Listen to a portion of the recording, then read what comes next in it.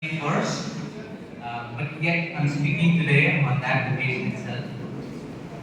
I had the opportunity to spend the last 40 minutes with your principal as well as the training and placement officer.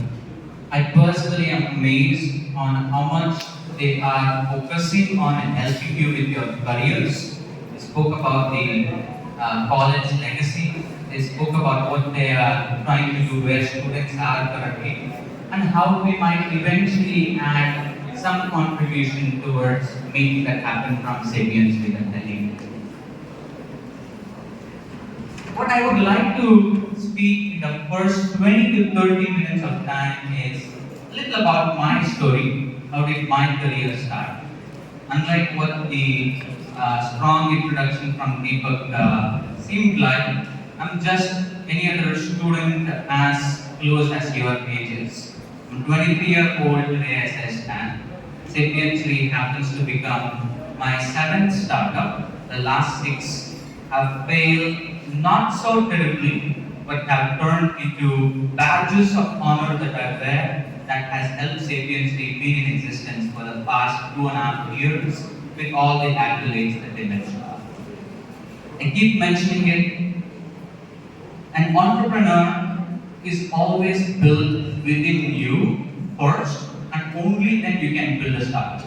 It's not like the Spider-Man bug, a spider came with you and suddenly next day you become a Spider-Man. No, it doesn't happen. It takes a lot of time to be where you want to be. And my journey, just like how you joined Vivekananda, 2017 I joined RV College of Engineering. After the rat race for IIT, JEE, everything, RV happened to be the go-to choice for me in Karnataka. One semester passed, and I realized, oh, it feels just like any other school itself. Instead of having annual exams, now we are having semester exams. Semester over semester, again, everything just dissipates. I was complaining a lot about college, complaining a lot about not having the right courses, not having the right theory, practicals, not having the right laboratories. And I was saying, if the best of the best colleges in Karnataka itself is having so many problems, then what about many other colleges? And then, just like how you all came to my talk today, at RBI was in one of the talks as well. And that changed everything for me. And I'm going to talk about the same story that I heard back then. Maybe a little manipulated here. The story is about one alcoholic father and two twins. Some people might have seen this story. It's a popular WhatsApp forward story. It's nothing new. But the context and the timing is very important. And this is going to set the context for the rest of my talk. There was an alcoholic father. He had two twins. The father used to come home, he used to be drunk. He was pretty rich himself. He did not have to work at all, so he spent all the money on alcohol, roaming around the streets. He used to come back home, beat up the mom, beat up the wife. The two kids continuously grew up in this sort of upbringing. One day, the man beat up the wife so bad that she went unconscious. She was in coma for almost 30 years. 30 years. When she comes back from coma, the dad is not there anymore. He died out of cancer, died of liver problems. Then the mom saw that one of the sons, had become a very successful businessman. And the other one was in prison because he was accused for some murder. Two twins, right? Same upbringing. One highly successful businessman. And she went and asked the businessman first, hey, how did you become a businessman? And he said, it's because of my dad.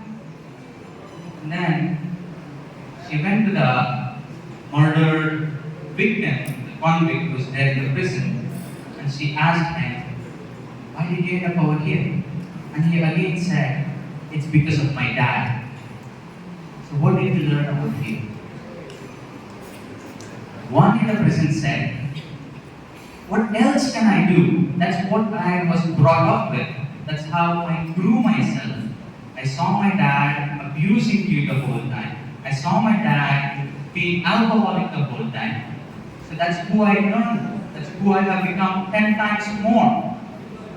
And then the businessman also said, how could I be the dad who abused you? I never wanted to be that person. And I never wanted to be such type of a dad to my kids. I chose to be different, completely different than who I am. And that is why today I'm a successful businessman. So, the moral of the story that I took really to my heart that day is, the problem is not around me, the problem is in me, in what I'm seeing and what I'm complaining, instead of running behind what I really need, what I really want. So it's very common for a student in a college to find 10 number of complaints, whatever is holding you back from whoever you want to be. So one wish that I have today is, can I somehow bring you out of that cocoon that you're sitting inside to be the butterfly that can come out before you can be put into warm water again.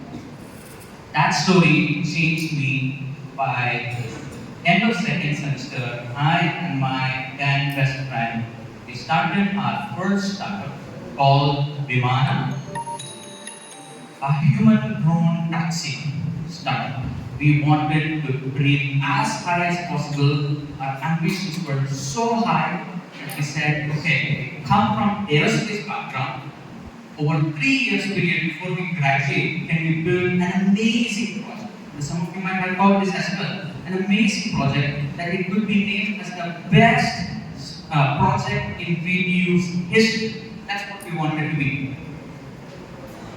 6 months later, we worked with 8 students coming from PES University, again nearby, BMS College of Engineering, MSRIT, coming from different backgrounds. I wanted some people who can come from computer science, who can code for me. Some people who can come from electronics, who can work on the assembly components. And some people who can come from HR, who can help me hire the team, who can help me get to market. But we realized our dream was unusually too big. That's what happens, right? We students, we have very big dreams. We don't know how to build the bridges to go from where we are to where we want to be. The good thing is we had a proactiveness in us. So we converted the Project Vimana, the first startup platform where we already had a flying drone that we already wanted to give to Swiggy back then to deliver food, hoping that if we can deliver food first, then deliver health organs, then deliver humans eventually. That didn't fly, so we had a drone that can just fly food. I converted that platform into Vimana Foundation. That happened to be my second startup, which ran for more than 3 years very well.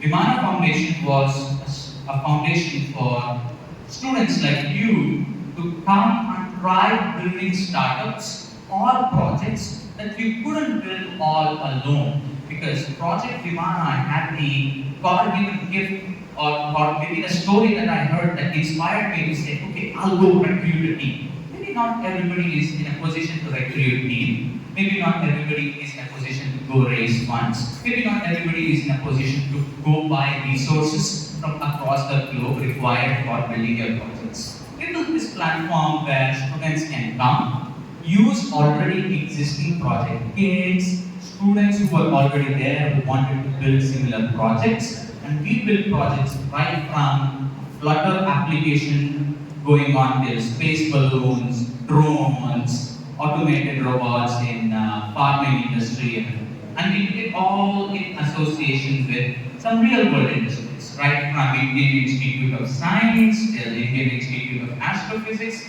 till a company like Airbus, Boeing, and such. It was running very well.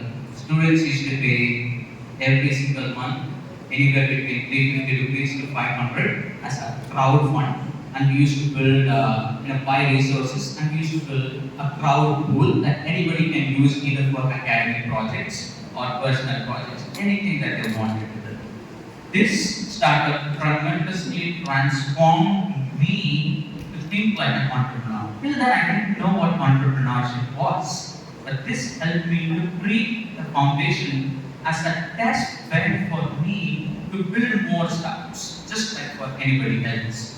So while I was running Vimana Foundation on one end, of course, while still going to college itself, I was still in third, fourth semester back then, I saw a gap in the retail industry where startups, companies like Amazon, Big Basket were eating the retailers, what we call as mom and pop store, kirana stores. Right? They were not getting customers who they used to get earlier because they started downloading this app, Amazon, Big Basket, and everything. So we built the third startup, Trusted Bill, a retail management system that helps shopkeepers to manage their inventory, to manage their customers, everything digitally. We worked with around 68 shops back then.